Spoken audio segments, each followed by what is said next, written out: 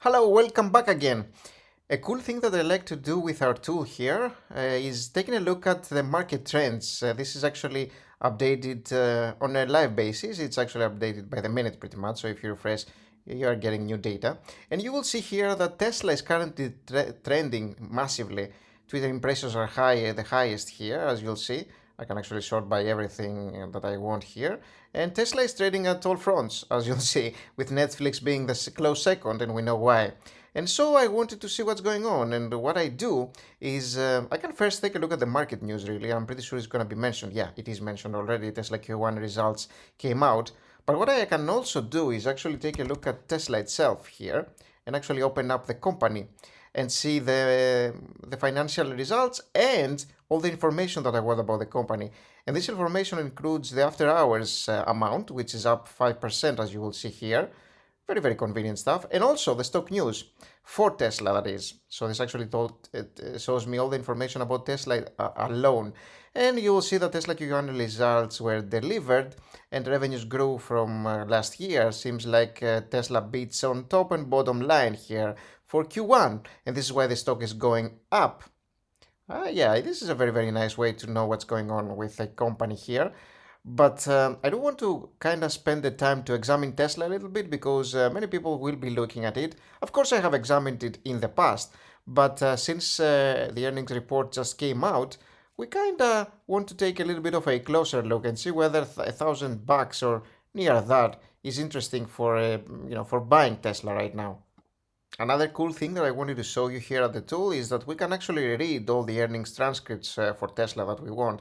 And this keeps getting updated all the time. So very, very soon we're going to get the transcript for this quarter. Probably, maybe even tomorrow, it's going to be available from the API that I'm using from the third-party company that I pretty much pay for the data. So yeah, this is a very, very nice thing if we actually want to read the whole thing.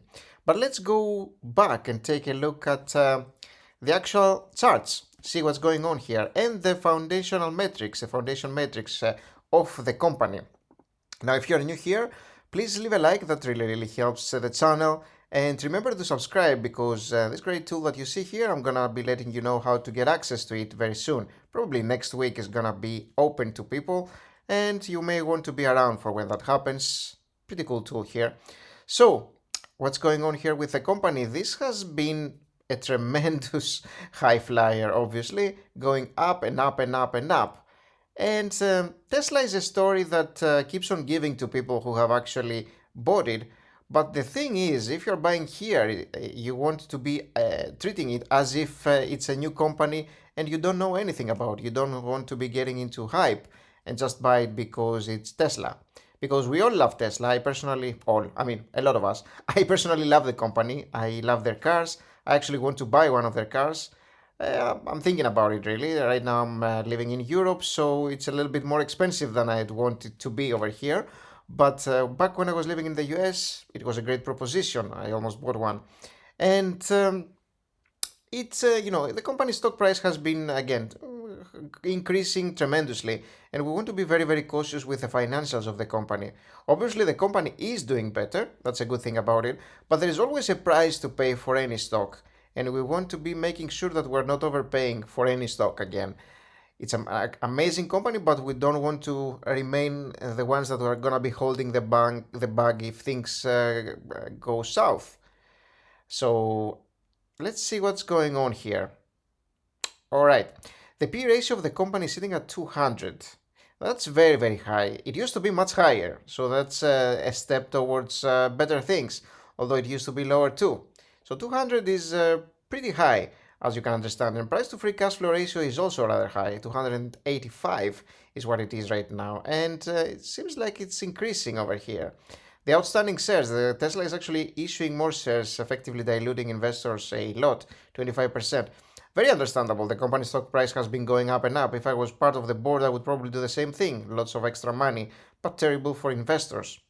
Free cash flow to total liabilities a little bit more than what I would like it to be. Typically, I like it to be 5. What this means is that we need 5 years of last year's free cash flow to pay all the total liabilities that the company has. So it's about 9 here. 5-year revenue growth, though the company is growing its revenues, amazing.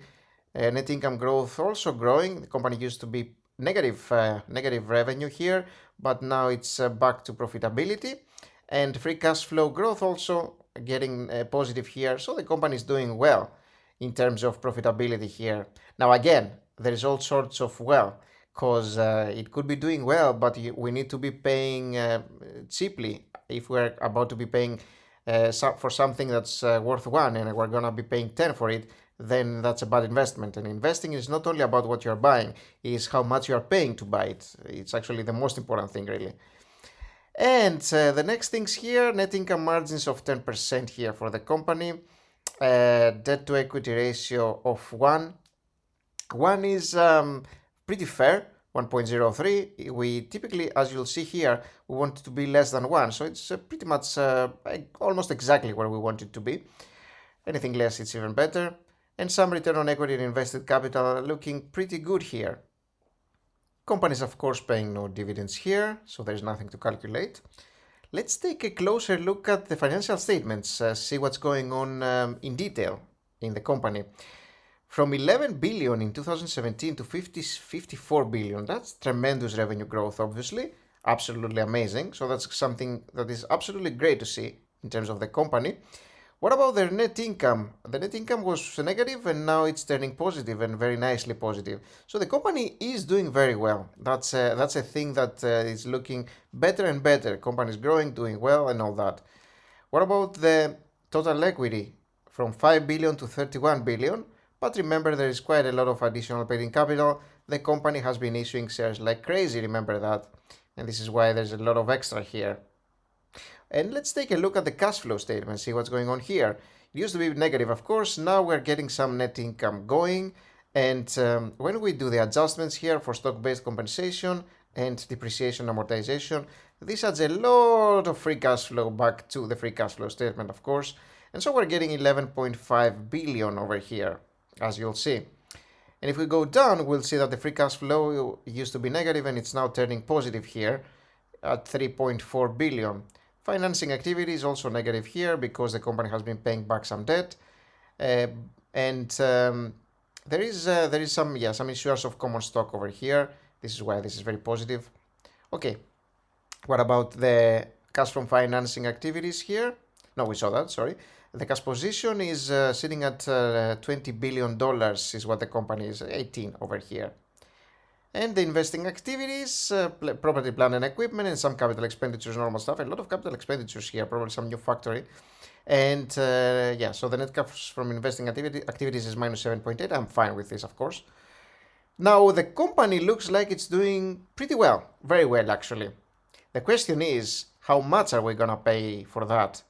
And to do that, we need to be calculating how much income, how much free cash flow the company produces, how much profit it produces, how much of that returns to free cash flow, and how much we should be paying for it by using a discounted cash flow model, a 5-year discounted cash flow model.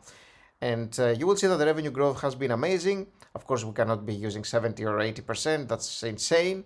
It's not going to happen for the next 5 years. We have to go a little bit conservative, but I'm not going to go too conservative because the company seems like it's growing very, very well. Like the last year had 70%. That's tremendous growth. So I'm gonna go high. I'm still gonna go high. I'm still gonna go high. I'm gonna go 20, 22, and 25 here. I don't think I have ever used this kind of revenue growth. This is tremendous. Of course, this is a 5-year discounted cash flow model, so it can very well happen. It's not a 10-year one, in which one would be using even lower revenue growth. And this is an exercise. I mean, we can actually try lower numbers as well. But I just want to use these high ones because the company can actually very well achieve that. And this is very, very aggressive estimates also. So the net income margins here, minus 16, minus 4, minus 3, 2, and 10. Of course, we don't want to be going with the negative ones. We have to be going with positive net income margins. Again, I'm going to be relatively, actually pretty aggressive here. 8, 9, and 10 is what I'm going to be using, with 10 being the most recent one. Free cash flow margin over here is a little bit all over the place. We're going to be using something that's closer to this value.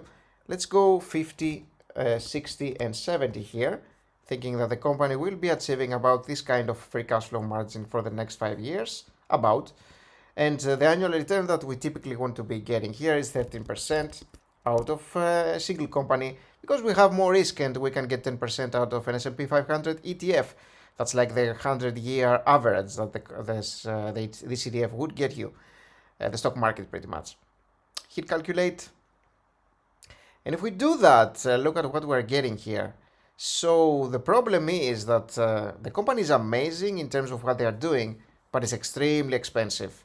And that's a huge problem, and it gets more and more expensive because there is hype, of course, and so people are willing to buy and buy and buy. And especially now, after the earnings came back even better and the revenue grows, people will keep flocking in the company, and the current price will probably get higher. The thing is, as a cautious investor, you cannot really buy for a long-term investment, because the moment something goes wrong, you can very well see the company go down 30%, 40%. And if you're thinking that this may never happen, take a look at what happened at Netflix today. And Netflix wasn't even near as overvalued as Tesla is right now. Again, great company, but the slightest mistake will actually completely decimate stockholders that actually bought the company at a high price. So I want you to be very, very cautious about holding this company. You will see here from the projection results that even with a 25% revenue growth, 10% net income margin, which is like the last year one, 70% free cash flow margin, and an annual return of 30%, the company's highest max price to pay today is $133, and the current price is $1,000. It's like 10 times as much. So yeah, I couldn't be touching this company for a long-term hold, but it may be an interesting trade for a swing or for a day trade or something of that sort. But yeah, you have to be super cautious holding this company, because it's extremely overvalued, and yeah, as I mentioned, the slightest mishap can actually completely annihilate existing stockholders. Thank you for watching the video. I hope you enjoyed. Please remember to leave a like and subscribe. And in the meantime, take a look at this video that I made earlier. In this one, we are discussing what happened with Netflix. And thank you for watching this one again. See you soon. Bye bye.